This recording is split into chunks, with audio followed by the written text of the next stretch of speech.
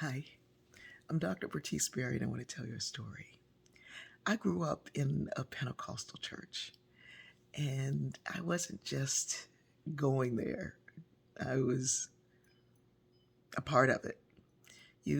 Our song says you can't join in, you got to be born in. In this church, it was very restrictive, and you don't realize how restrictive something is until you move away from it. It's like taking off a girdle.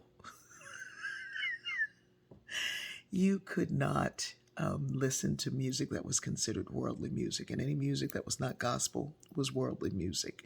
You could kind of get away with um, symphony and orchestra, which is why I like it so much, but only if it didn't allow your thoughts or encourage your thoughts to stray away from the gospel. You could not go bowling. You could not go to movies. You could not wear anything that was above your knee. You had to wear a slip with whatever you wear. If you had denim on, you had a slip on under it. You couldn't wear makeup. You couldn't wear earrings like I'm wearing right now. In the earlier days, you didn't perm your hair. And then if you didn't perm your hair, you were sinful. I remember when I came back home with dreadlocks and people said, "Oh, you backslid, haven't you?" I was like, "What are you talking about? You backslid because you wear what? I mean, like, is that a religion? Like, these dreadlocks." You couldn't, oh, you surely couldn't dance. You dancing, no, no, no. You couldn't dance. You couldn't go to parties. You couldn't drink, smoke. You could not date. Fornication, no. You could, and it was called fornication. You couldn't, if you weren't on your way to marriage with someone, if there wasn't conversation or you looking at this person for marriage, you weren't just dating around. There were so many things that you couldn't do, that it was hard to see what you could do. You could go to church 6 days a week.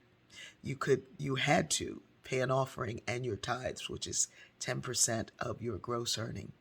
You could not, you could trust in the Lord with all your heart, soul, mind, and strength. You could memorize scripture. You could go to Bible study. You should memorize scripture. Your word you should have hidden in your heart so you won't sin against God. You could not really think outside of the Bible. What does the Bible say? And it was taken rather literally. Um, why am I telling you this? I'm telling you this because if someone had told me when I was leaving to go to college that I would stray away from that way of thinking, in fact, they did, I said, there's no way. I will always live like this. There's no way I'm leaving God. I'm not going to leave God. Because if you left the church, it was believed that you had left God. You didn't visit any church outside of your denomination because that was, dipping and dabbing. you were you were playing with God. And to think of those kinds of restrictions now that I put on myself. My family didn't go to church. In fact, my family was the extreme. Everything that you couldn't do, my family was doing it. And so living in a house where that was happening and going to a church where the other was not happening or where you were living a different way was definitely a strain on the psyche. And I was one ball of judgment. I never judged anyone out loud because I thought that that was God's place and God would do that. But in my mind, what people did was a sign of their salvation. So when I went away to college and I began to read other things and take classes in music and art and world religion, and really seeing God through a lens that was not what someone else told me, it was not only liberating, it was a transformation for my mental well being because I was able to hold many things in my mind and heart at the same time.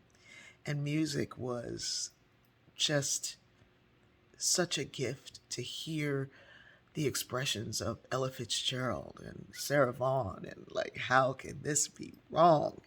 Oof. There are times when, because I still don't drink, I still don't smoke, You could eat meat at this church, but I don't eat meat.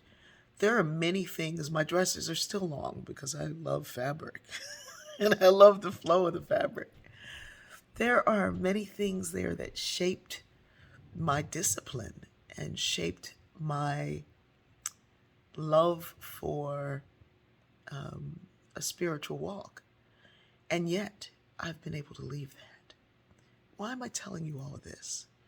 Because in America, we've grown up with these beliefs about who we are and who we can be and what we can do and where we can go.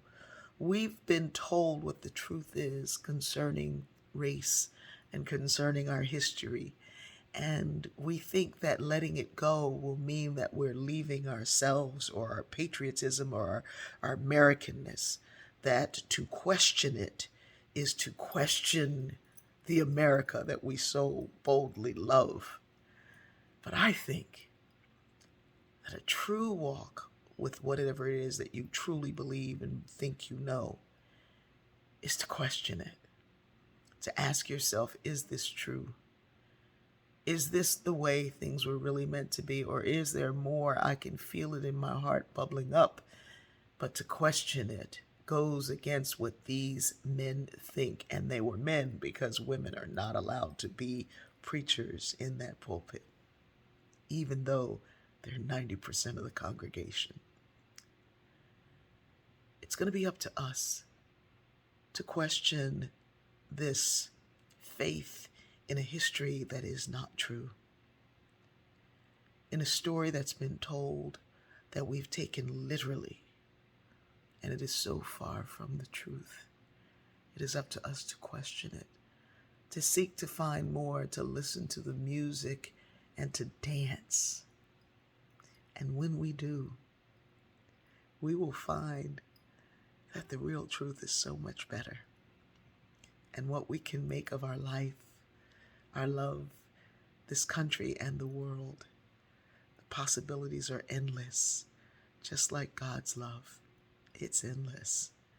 And the moment you think that you know what it is and it needs not be questioned is the moment you know it should. I love you.